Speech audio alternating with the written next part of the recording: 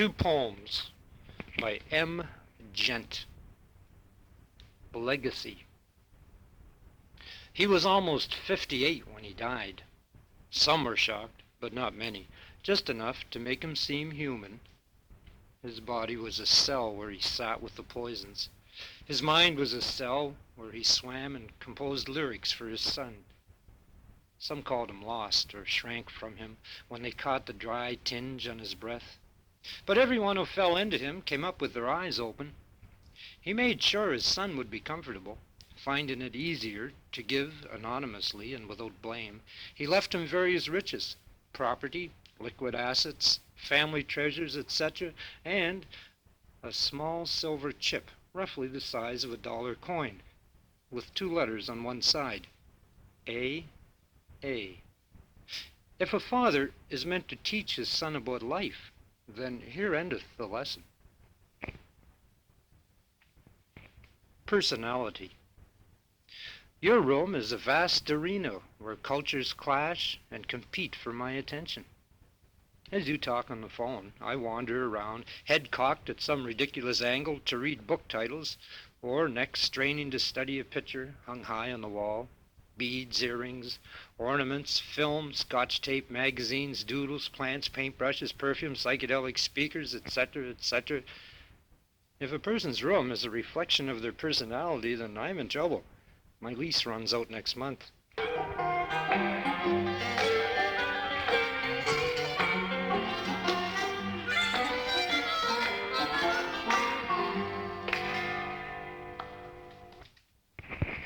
Well, somebody said they wanted to hear a little music. Okay, well, this is a song written and sung by Robert Bertrand.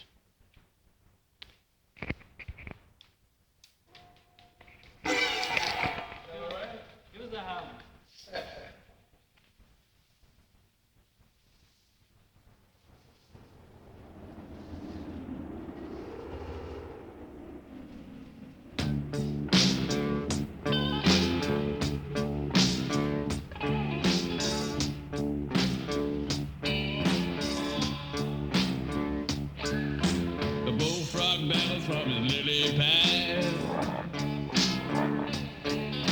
The cricket chirps from his blade of grass. The tomcat calls in the pale moonlight, where the lone wolf wails on the edge of night. The rat and the sword, he's a noble beast. He does what he can, to say the least. Kick a man when he's down and you give him a gun. Oh, he do what he can to get the job done.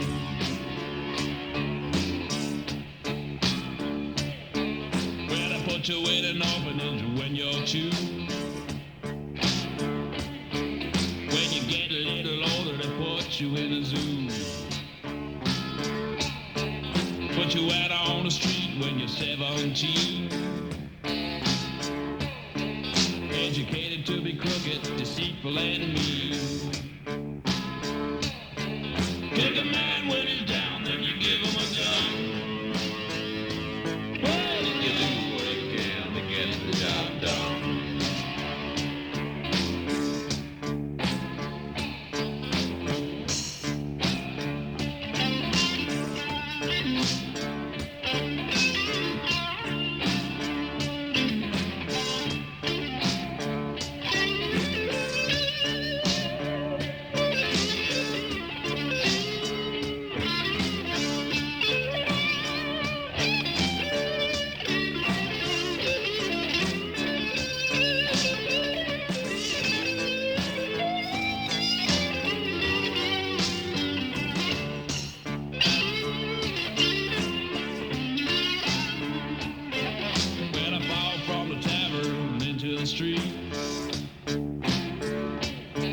Drinking hard and steady for about a week. Yes, I'm drinking again, nobody's to blame. I'm trying hard to kill some unnamed pain.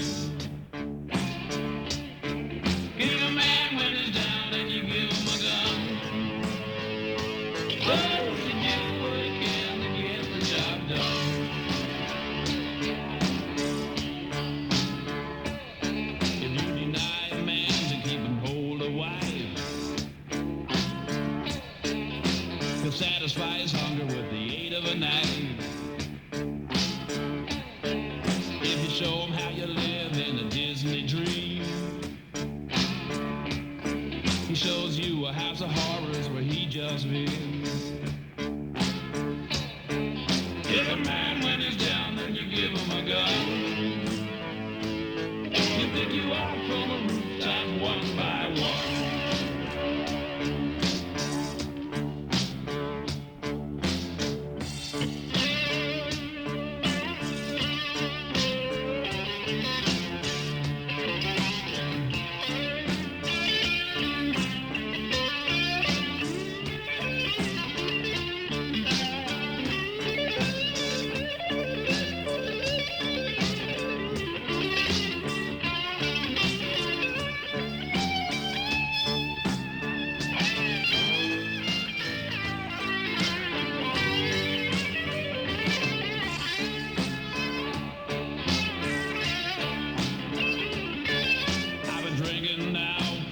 Or more. The bars are all closed, so's the liquor store. I pick myself right up from the cold hard ground. I notice there ain't no cops around. Jack Daniel's so lonesome for some company. There's just a plate glass window between him and me. Kick a man when he's down and you give him a gun. He pick you up from the rooftops one by one.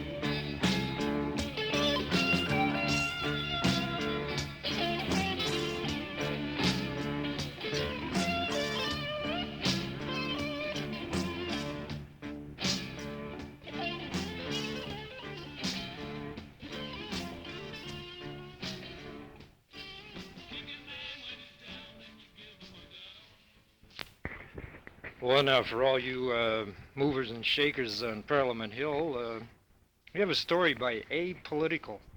I'm not sure if his first name is Arnold or Adolf. It's called A Short Journey to Hull and Back. In Hull, Quebec, across the river from that great political center of Ottawa in Canada, situated on a small side street, there is a certain nightclub which no one will admit exists. Even the proprietor has been known to deny any knowledge of it, also its patrons. It stands, a row of houses forever in need of paint on one side and an all-night self-serve gas station on the other. There is not a thing on the outside of the building to draw a passerby's attention, and one must enter via a rear door simply marked in red, Exit. It would be rude to mention anything about the manner in which a liquor license was granted to an establishment with only one door, for this might conjure up thoughts of bribery, a thing unheard of in Hull, or in Ottawa for that matter. But in fact there is no other way out except by the passageway through which you enter. There is not even a window. Once inside, you will discover, scattered around a pool table, 20 or so tables, most of which are taken by unsavory-looking characters, male and female alike, none of which you are likely to ever have seen before. Having said this, please allow me to begin introductions. Closest to the pool table, fidgeting with burning cigarettes and stolen lighters, you'll notice several leather-jacketed men with long, unkempt hair, and with them their ladies. Now and again, one of the ladies will rise from the table and disappear out through the door, and while she is gone, her man will sit quietly sipping on a bottle of beer, listening to the conversation of the others, laughing at the appropriate times, but constantly watching the door for his lady's return. Not far from this group, at the tables along the wall, sit a variety of others, mostly men. Two of these are from the suburbs, looking forward to an evening of pleasure, and with enough drink to get their courage up, one will approach a leather jacket, perhaps in the washroom, and inquire discreetly as to exactly how such pleasure may be obtained, where it may be had, and how much it will cost. Seated next to these gentlemen are three regular customers. They've frequented the establishment for months, are very rough-looking, and have never been seen without at least one day's growth of beard on their faces. They speak broken English with a Greek accent, though one of them lapses into his native French if he's had more than 2 drinks, while another, although he will not admit it, cannot get rid of a Scottish brrr when certain words are spoken. The third has overcome speech difficulties and is only given away by his constantly moving eyes searching the faces of newcomers. All three, of course, are undercover detectives, and their disguises fool only themselves and the 2 men from the suburbs. The remaining tables are occupied by an assortment of old men and the occasional old woman who live in the neighborhood and presumably have no better place to spend their monthly government checks. So the stage has been set for a most extraordinary appearance of a mysterious visitor. Order up yourself a drink. Listener, sit at that table in the corner there, and you shall see for yourself who it is. The door flies open, and the stranger enters carrying a small brown briefcase and wearing a very fashionable suit that only seems to fit around the waist and nowhere else. But that is all the rage in Paris, as everyone knows, and no one even suppresses a grin upon seeing such otherwise ridiculously baggy and out of proportion attire. The only response to the newcomer's entrance, if you look closely at the faces of certain individuals near the pool table, is that rather than pupils you might see dollar bills forming in their eyes. But this is all to be expected given such a club and clientele. The stranger moves across the door to the bar, his feet barely touching the carpeted cement. He orders the bartender to buy a round for the house, whatever anyone is drinking, and notes with a sly smile that no one, except the 2 men from the suburbs, orders what they were previously drinking, but naturally something far more expensive. This done, he orders a cup of black coffee for himself with an extra empty cup for who knows what purposes, and proceeds to sit at a table near the doorway. The momentary buzz of talk about who this person is and why he has bought everyone drinks subsides as he looks up and around the room.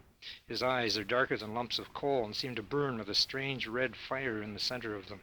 No one is able to withstand his gaze, and all heads bow for an instant, even yours, listener.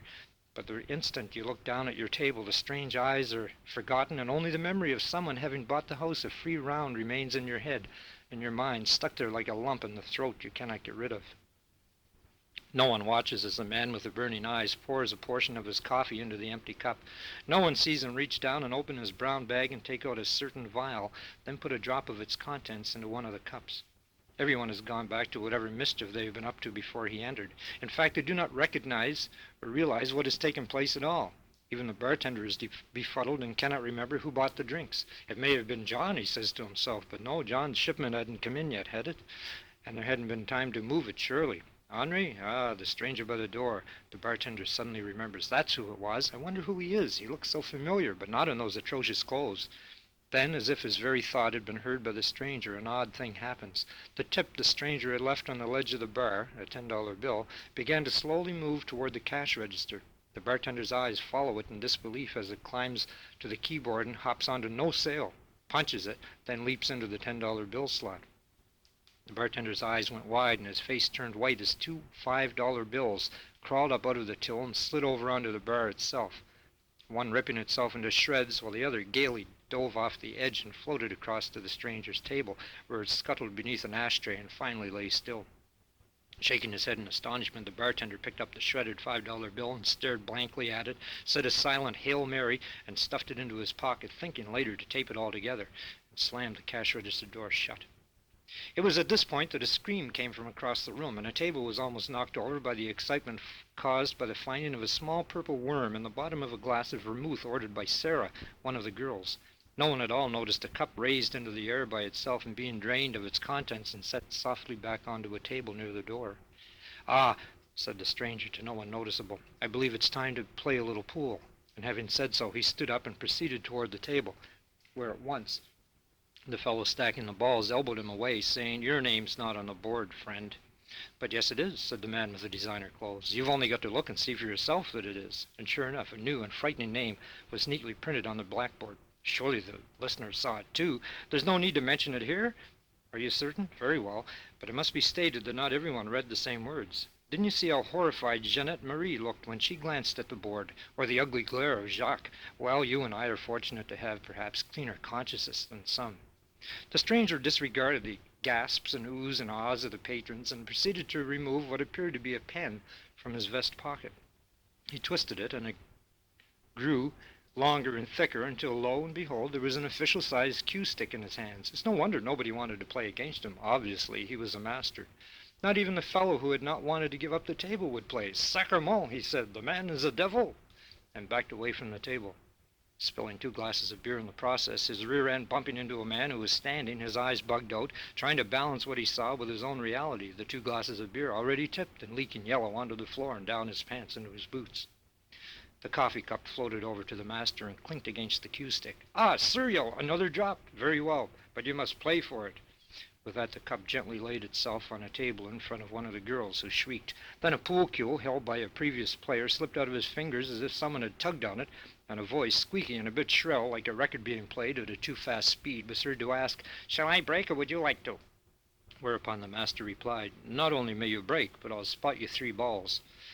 What happened next you know well, dear listener. The cue stick struck the white ball violently, causing 3 low balls to fly into the air, one landing smack into an astonished suburbanite's beer glass, another smashing against a lamp, shattering the bulb, and the third soaring ungraciously across the room to the bar, where it landed in the middle of the forehead of the bartender, knocking him out.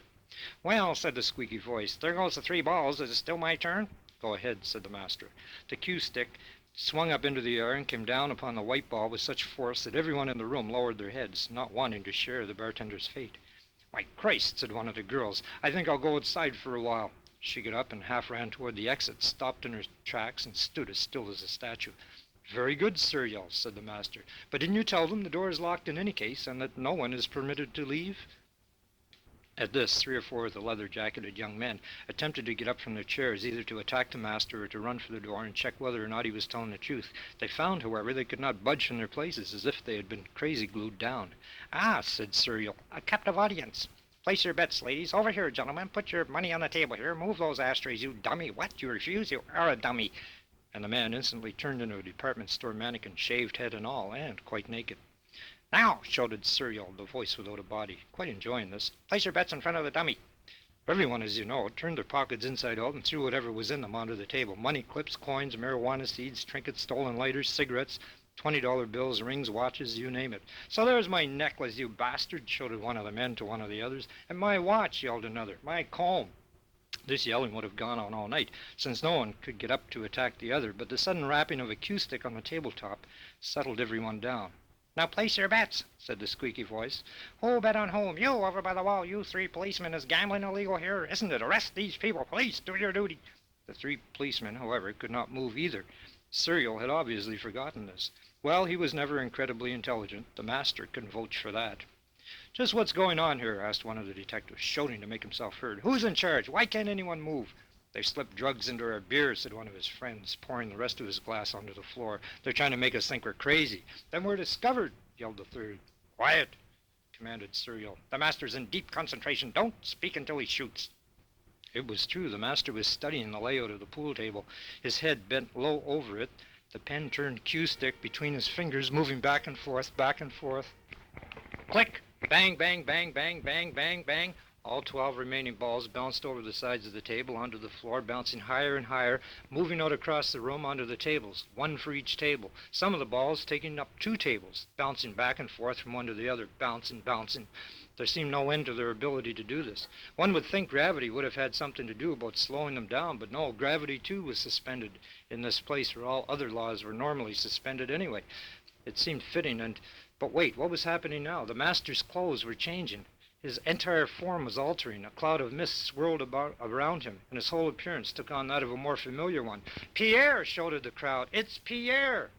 Yes, the tall stature, the burning eyes, the way he carried himself. Who said he was no longer in power? And Ottawa, just across the bridge. They said he'd return. They said he would. He himself had said, "Don't tempt me, I might be back." And here he was, settling up in his own way.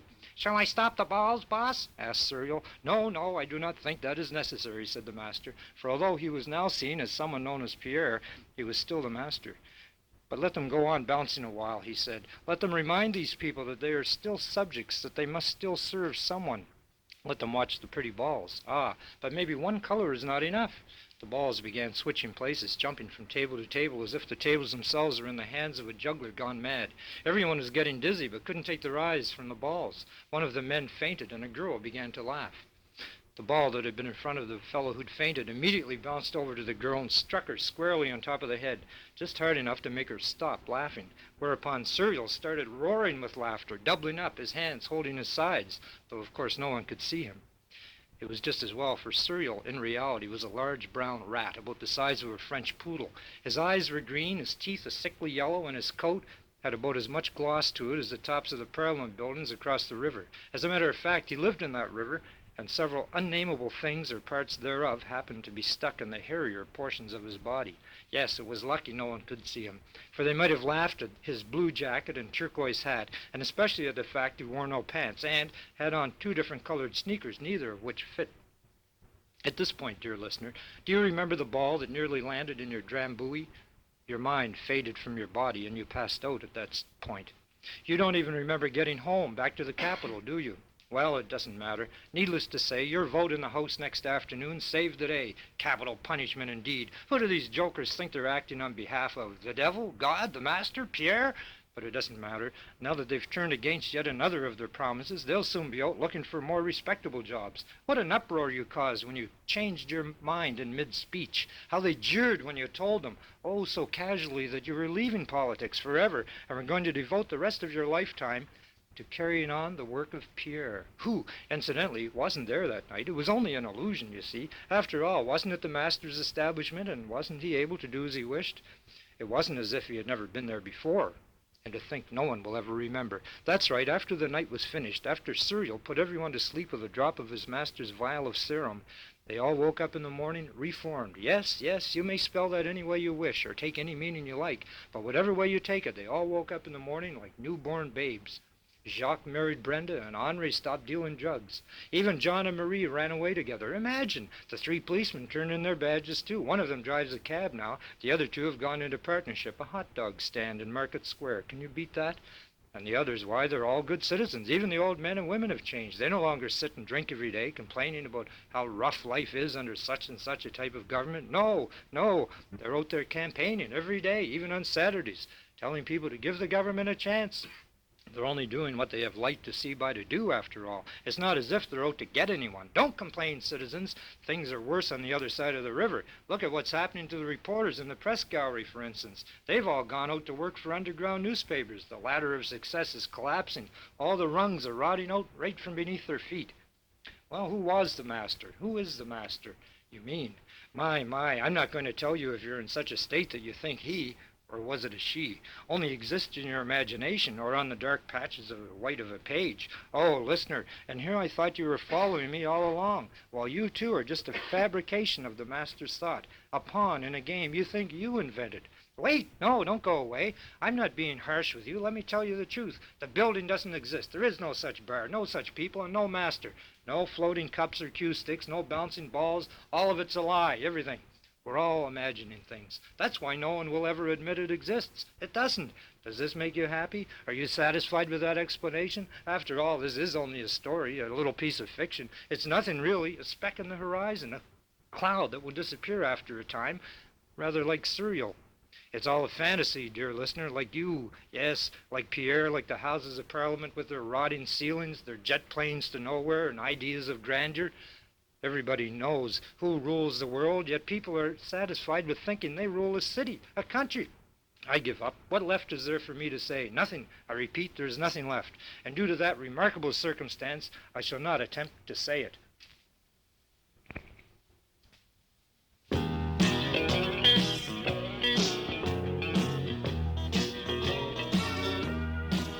left my old Cape Breton home to hit the big time. I hit the hot times more than once along the way. Yes, I was gonna make them great. It seemed like yesterday I kissed my folks goodbye. And now I hang my head and cry.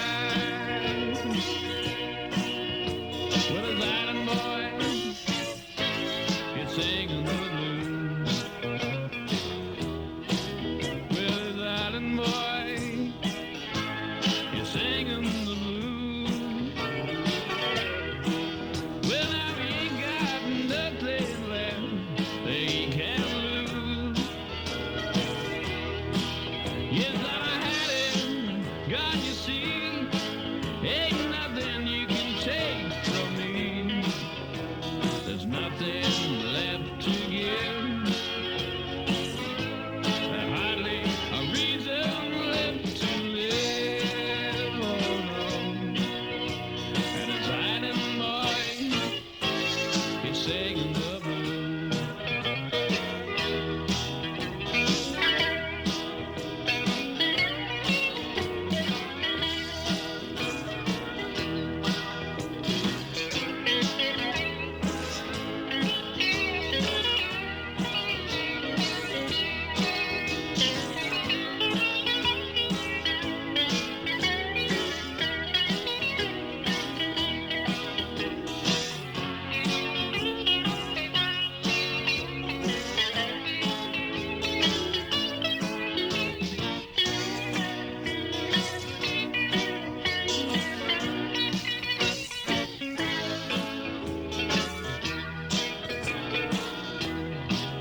Yeah, I've been playing on the rough side of town.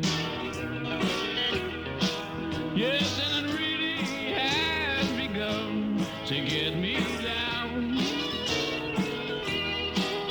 Well, now it used to be a joke, but now it's become some kind of yoke. I just can't seem to shake it free. Yeah, I live my life in misery. This island boy, he's singing the blues. Well, that is island boy, he's singing the blues.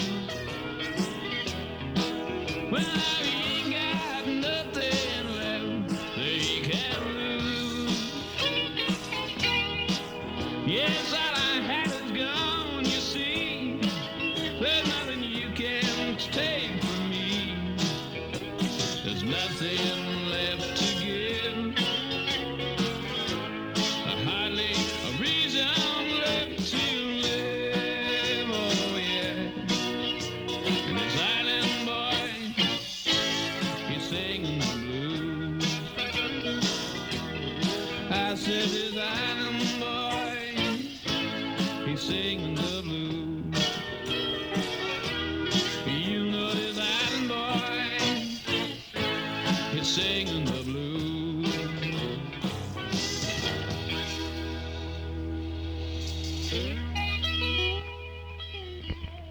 Yeah, a little more Robert Burton to round off this issue.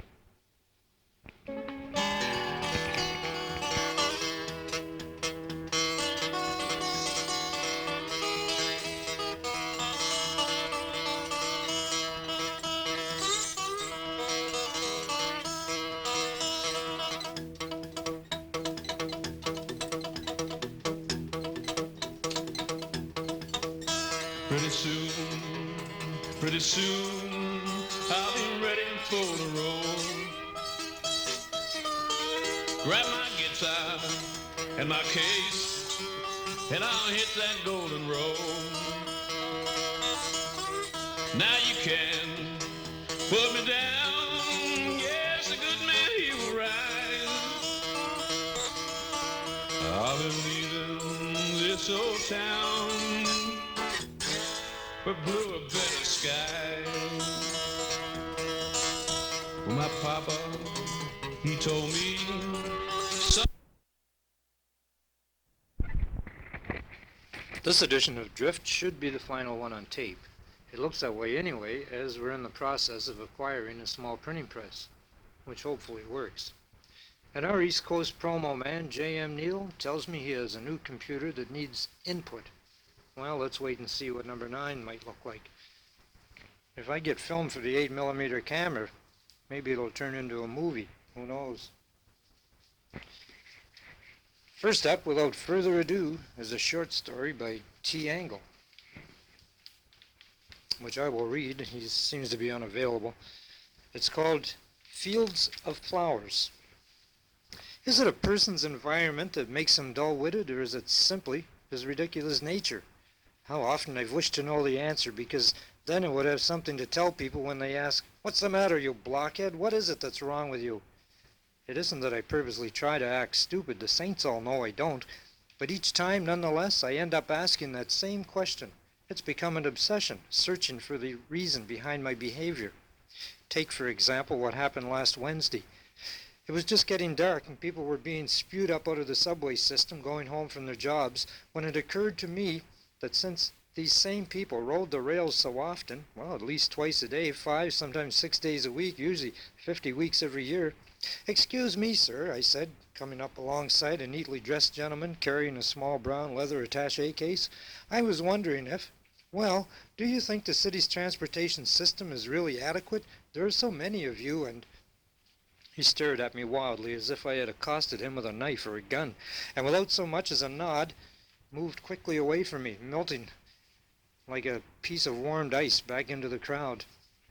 Not knowing how to react, I stood there an instant, then was pushed roughly aside by 3 hurrying young women whose perfumes alone might have knocked me aside. As it was, my reactions were quick, and my hand found a railing to steady myself on. I leaned on it, letting my breath out in long, silvery streams.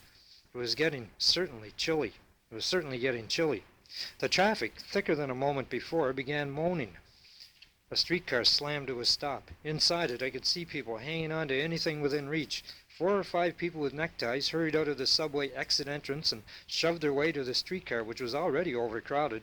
Voices were all around my head, creating a multi-layered paragraph of nonsense. They sounded like birds. I was getting dizzy and hoped I wouldn't become ill. The setting was perfect for it, but I pictured myself falling to the sidewalk or tumbling perhaps head over heels down into the subway's throat. I gripped the railing tighter with both hands. "Help!" I wanted to scream, but knew that would only make things worse. The last thing to do in a crowd if one needs help is to start yelling. I've learned that over the years, if little of anything else. I pulled together after a few moments of telling myself it was nothing more than a dream, and soon I would awaken. It wasn't the truth, I knew, but I had to do something, blank out the sense of reality, the absurdity of our lives. I saw a coffee shop across the street and decided to go inside and sit down, perhaps if I could distract myself. Once safely across the street, another adventure, and seated at the counter, things seemed a bit better. My curiosity, all the questions I'd wanted to ask, faded at the sight of a long counter filled almost to the ceiling with different types of donuts. The waitress was asking me something, but I barely heard her. She went away. I was unable to speak anyway. All those donuts, all the same, yet every one so different. Picturing a large vat of dough with little men in sugared suits jumping up and down on long fat tubes of flavoring, I felt a sudden urge to leap over the counter and start throwing these donuts to customers. "Lemon, chocolate, watch out for the almond-colored peanut rolls, heads up, free sweets." But naturally I kept in a control mode, as the expression has it, and stuck my hand in the air to get the girl's attention, like a child at school. The coffee was too hot and tasted of chlorine, which made me glad the water had been boiled well. Looking at the glass coffee container, I noticed how weak its contents appeared. Good coffee, you know, should not have a consistency one can see through. I said nothing, however, and did my best to drink it, trying not to think of the donuts, though hundreds of them were only feet from my face, their aroma almost intoxicating me. Closing my eyes, I began to imagine living in a world of nothing but flowers, images of tulips and bluebells, fields of wild pinks and yellows and green, grassy hillsides. Suddenly remembering the donuts my mother made, I snapped out of it, spilling a hot brown liquid onto the counter.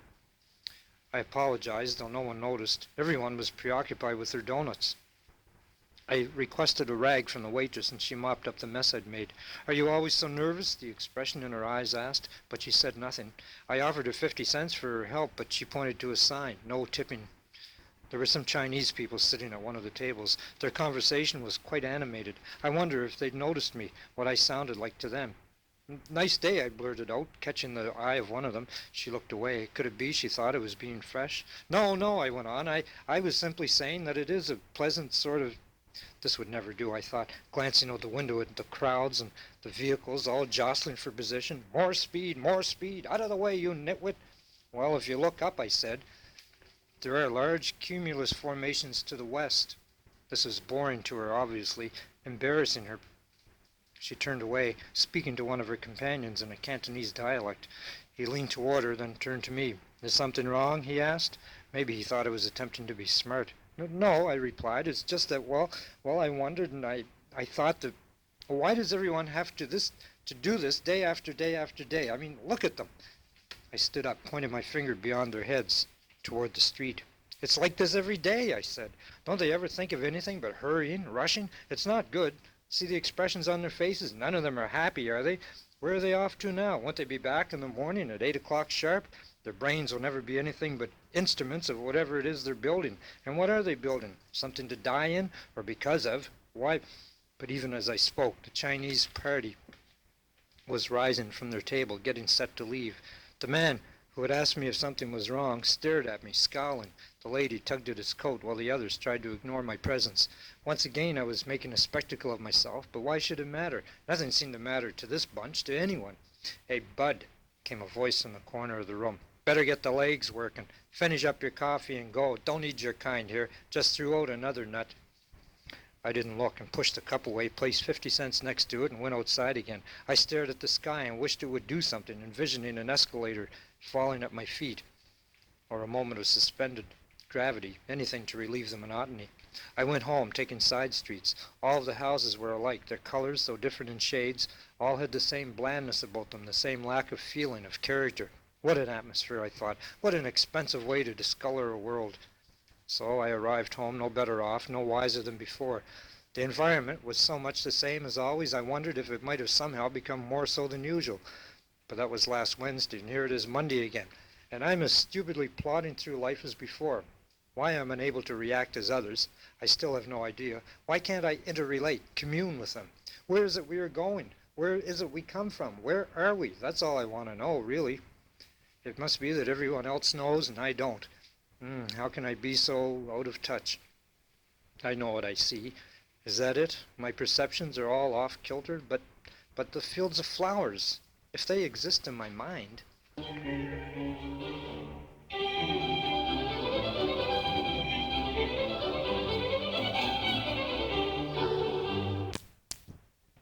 Early Plastic Shrine by Cassette. This piece was first published by Rampart in 1989. Everything went wrong for the Christmas party. I got a spot on my liver and had to go to the hospital for tests. By the time they were through with me, I was an hour and a half late. Trying to dress was impossible. I couldn't remember how to do it. What went with what? My blue stockings had a tear up the left leg. I put a red top with an orange bottom. Then, as I mounted the stairs to my party, I had an orgasm on each step. This slowed things up considerably. Finally, I arrived, 2 hours late for my own party. The jazz trio from the Indian Reserve was not doing well. No one could hear them. They were performing away from the crowd, toward the air and the trees. Someone in the crowd yelled out, "They stink," and then half the guests left. Meanwhile, I realized that most of the guests were relatives of in-laws I did not like. Who invited them, I wondered. None of my friends were there. Who invited these semi-strangers and all these 11-year-old boys eating up the cake? My husband said, "We're out of avocados," which meant there could be no more Tex-Mex, and I hadn't even started on the chili, which was to be served in half an hour's time. I decided to leave. On my way out, I witnessed a conversation between a neighbor on her way in and my mother-in-law standing beside her yellow convertible. "I wouldn't bother with the party," my mother-in-law was saying. "Chances are the toilet bowl hasn't even been cleaned." So I visited my friend, the priest. He'd just come off a long shift with a dead man. "I thought that soul would never leave," he said. "It just kept flying around the kitchen like a piece of white blubber, banging into the kitchen cupboard, scaring the budgie." We made love on lonely Chesterfield. Outside, snow was falling, one perfect flake at a time. The priest told me, "Christmas is a good time to die. I can always tell when a soul is ready to leave a dead man. It begins with the eyes. The furrows between the brows become a canyon, and the eyes pale and stare, almost erotically." While he kissed me, words flew on my lips. I spent the rest of the night at the Early Plastic Shrine. of Leo H. Bakeland in Yonkers, New York. There, beneath a giant replica of a bobbin made in 1912 by combining clean phenolist resin with formaldehyde to create the first truly synthetic plastic, I slept. I dreamed I was a child of the mid-20th century, waiting around for science fiction to come true. I was riding in my personal helicopter. The traffic in the heavens was so congested that fleeing souls were crashing into helicopter blades like demented people. The pillage was awful. Priests by the submarine load had to be called in to place wreaths of plastic bananas at the grave sites. Leo H. Bakeland invited me to dinner. We sat down on the roof of his two-story laboratory to carve a turkey dinner the size of a gelatin capsule. There is nothing new under the sun, he said, handing me my half of the pill. Not true, I wailed. Don't I have Science Digest? Isn't something new promised every month?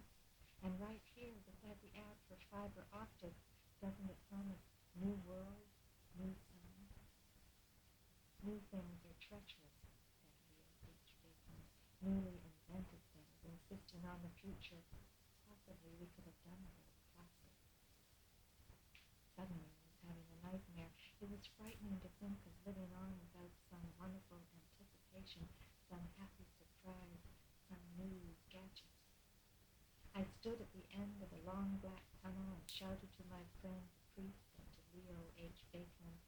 Waiting around for science fiction to come true is a lot more satisfying than waiting around for death. I was crying. Their laughter cut the night like a musical spell. Booze, God, technological fixes, it's all the same to us, they said. The doctor woke me. Here, he said, removing me from the early plastic shrine. We'll just attach this plastic tubing to your brain and pump you full of someone new to be. It won't take long, and I believe you're an isolated case.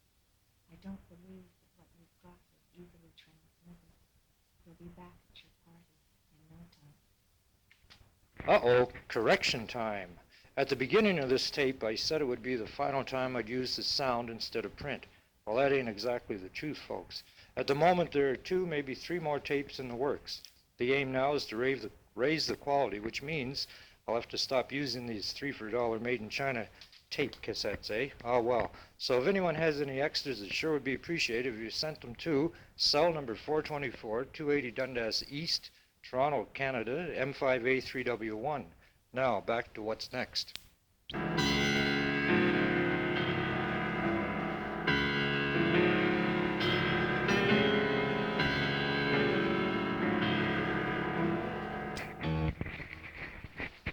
Billy the Kid by Roger Matthews. I'm Billy the Kid, man, and you'd better not mess with me. The youth drawled before the mirror, his lip curled into a sneer, his arm bent quickly as if in the process of hitting someone across the face, fist clenched, jerky motions. You best stay out of my way, I'm the kid. Behind him on the coffee table top sat a bottle of cheap wine, and beside it 2 small bottles of bitters, society's gift to those who has not the means to stock up on alcohol for the weekend. Bitters might be purchased at the corner store, cheap but high in alcohol content.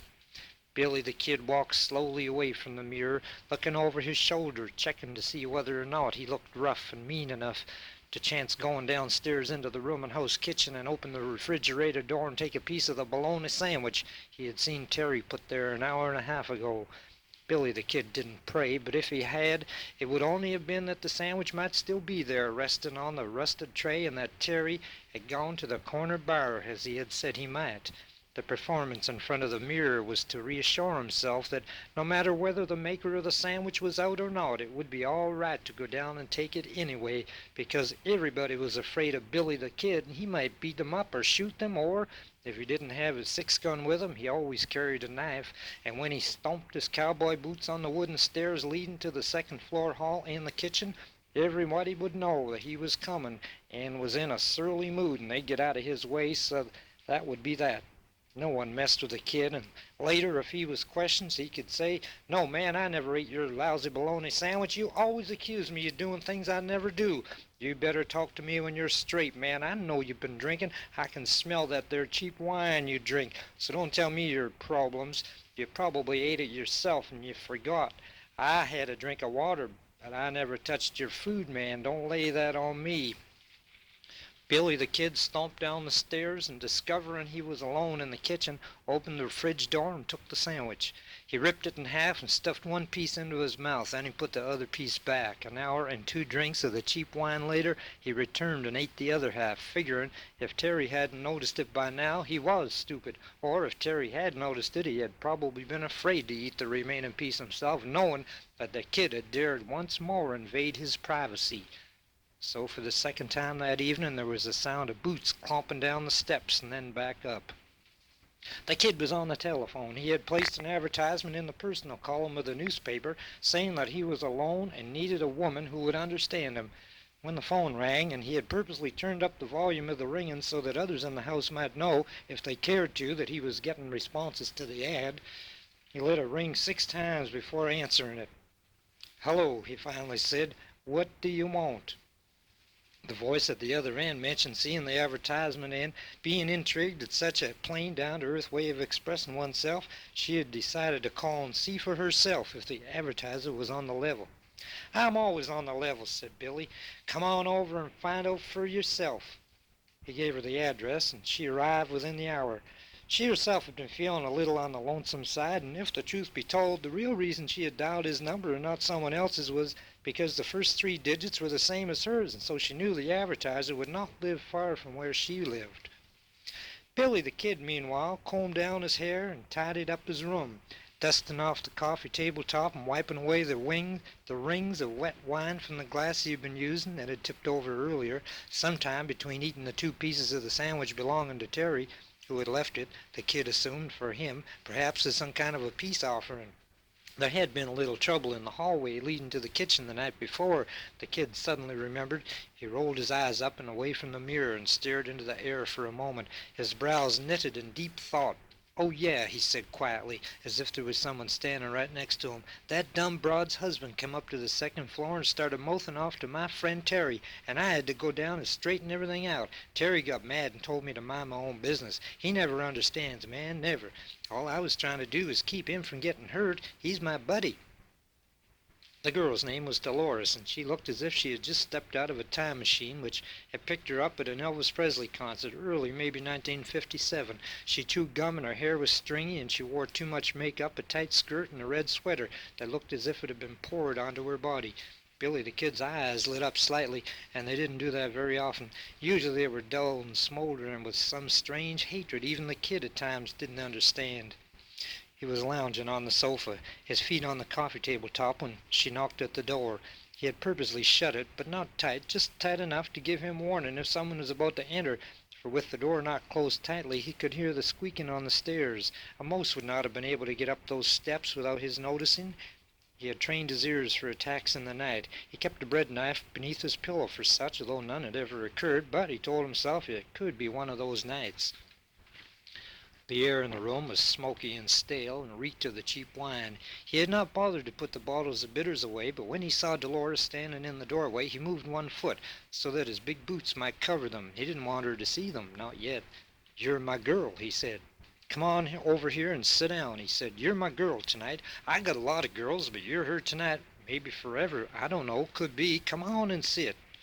He motioned to her as a child might motion to a dog, imitating the way an adult might do such a thing. She smiled, removed her coat, and walked across the room to the sofa. "Well, how do you like my collection?" he asked, pointing to the window ledge where he kept an assortment of empty wine bottles, all different, all cheap, one half full of urine. He took this opportunity, when her gaze went away from him, to snatch up the 2 bottles of bitters and stuff them under the cushion of the sofa he was sitting on. Not waiting for her to comment, having achieved his purpose, Billy the Kid abruptly jumped up and grabbed her by the arm, pulled her down to the sofa. "Well, I ain't gonna hurt you," he said, "but you gotta understand one thing. Tonight you're my girl. There may be some other people coming over here, and I want you to be my girl. Don't pay attention to nobody else, and if you're smart, you will be my girl." Dolores smiled and asked, between chews of the gum, whether or not she might indulge in a bit of wine. "I only got one glass," the kid said, "but I'll share it with you. I like the way you look. You're polite. You got good taste. You gotta have good taste to be with Billy the Kid." "I thought you said your name was Sandy on the phone," Dolores said, not really caring much what his name was. She had reached out her hand to take a drink from the kid's glass when he grabbed her arm. "You can't talk to me like that. I got a lot of names. My friends call me Billy. Sometimes I use Sandy on the phone. You never know who might be listening. The CIA's after me and so are the bikers. That's why I keep my door locked. That's why I made you knock. You never know who might be coming up those steps. But I can tell by the sound of the feet, you see. Your feet are real light. I like that, Dolores." Dolores had already been drinking, and Billy's remarks went over her head. She wasn't listening, but wondering how long it would be before the lights went out and they would be in bed together, although Billy the Kid didn't have a bed, she noted, only a sofa, but it didn't much matter as long as she could sleep afterwards. "You're not listening to me, Dolores. If you're going to be my girl, you got to listen. You got to be on my side, not against me like everybody else. That Terry downstairs, he's a bad dude, and when he comes home tonight, he might be up here like it was last night, threatening and pounding and banging around like it was his place, not mine. I don't even know why I let him in." Dolores' arm had been let go of, and the kid let her drink from the glass of wine. He let her refill it when it was empty. She had a hand on his leg and had leaned her head onto his shoulder, but Billy the Kid wasn't sure if he really liked that, not this early. He wanted Terry to see Dolores, and he had called June earlier, and she had said all right, she would come over, but just the once could he be civil and not so uncaring. She might stay the night, she said, if he would treat her like a human being and not like some object to pleasure himself with, and he had said he would.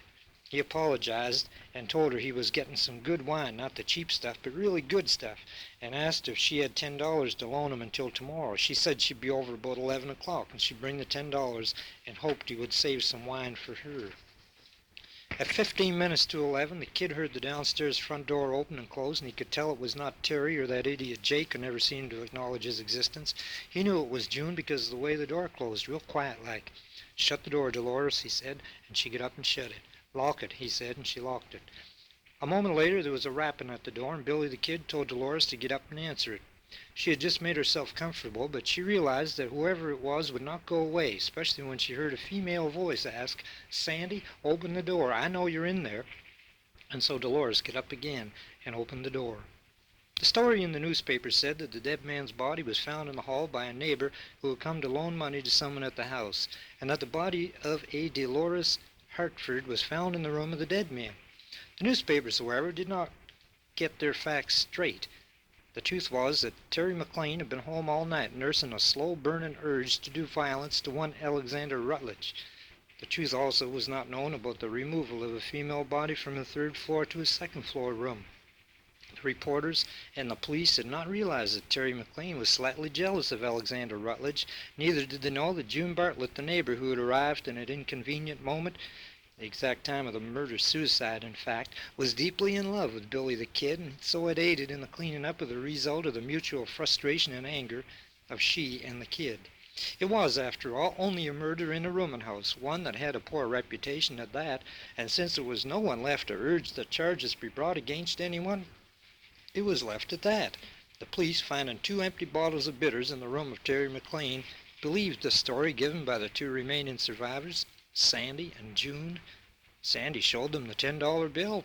He even took them into the kitchen and showed them the empty refrigerator. "Oh, what am I supposed to do, man?" he said. "Starve? The old lady brought me over some bread, that's all, so I could eat." Oh, that Billy the Kid was a wild one, all right.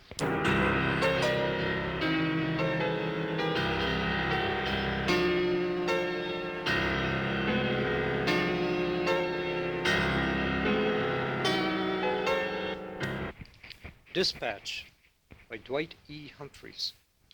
The entire world is enveloped in combat. You say, what war? The war of poverty. Not the war on poverty, but the relentless grinding of poverty and all that it brings. This is a dispatch from behind the lines. I'm not qualified as a foreign correspondent, so I'll limit myself to the American theater of operations. At one time, I was in the front lines. I'm still uncomfortably close to the line, but my circumstances are better now. America is the richest country in the world. There is ample fact for that. Yet there are people in this country with no homes and little to eat. poverty in America is more common than one would think. The ghettos. Appalachia, the rural countryside elsewhere, these are the combat zones and are not far removed from the average citizen's life. You think it can't happen to you, but most of the homeless were once contributing members of society. What happened? They fell through the net of social responsibility. It can happen and does. The thing is, the poverty line is rising. What were once comfortable means is now a mere sop thrown to the wolves that are indeed abroad. The poor have always been with us, but this number is increasing. The lower classes, students and farmers are now struggling more and more against a rising tide of want. But not everyone feels the pinch. There are more than a few fat cats who have wealth and privilege and are willing to defend it with a tenacity as grim as any jungle firefight. The American melting pot is not working. Like the alchemist's furnaces and retorts, the base material melts and there is little gold. Americans pride themselves on having a democratic society, but the current regime is no more democratic than the dictatorships of the past. Not while there is poverty, hunger, poor health care. The middle class watches the economy with trepidation.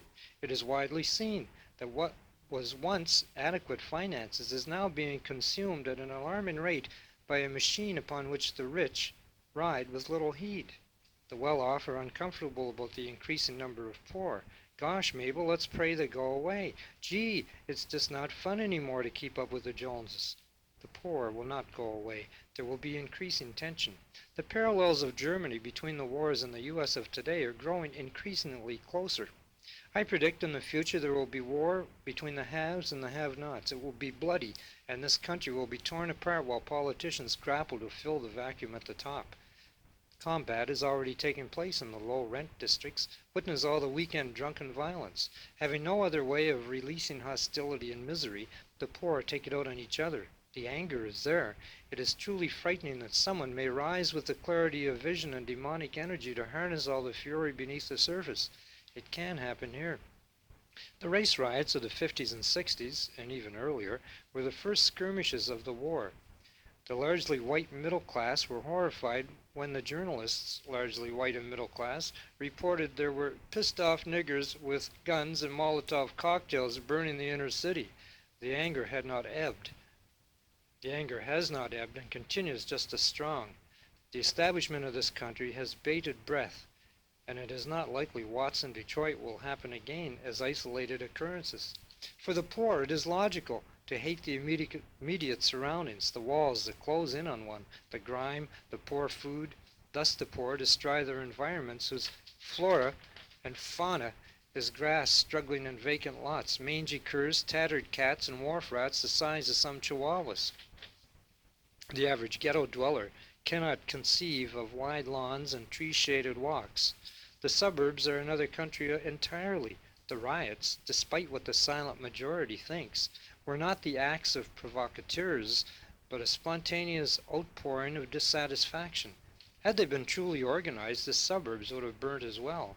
There may come a time when the paroxysms are directed. It can happen here.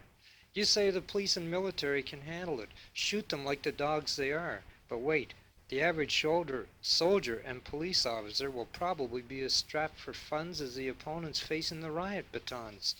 In the armed forces, sympathy is not for the officers and privileged, but rather for the folks back home. The average soldier is not going to fire his weapon at his neighbor. There will probably be mutinies and desertions. Up to this point, the armed forces have been fairly controlled and neutral, but control will probably break down under the tensions of civil war. At one time, I lived below the poverty line, and am still fairly close to it.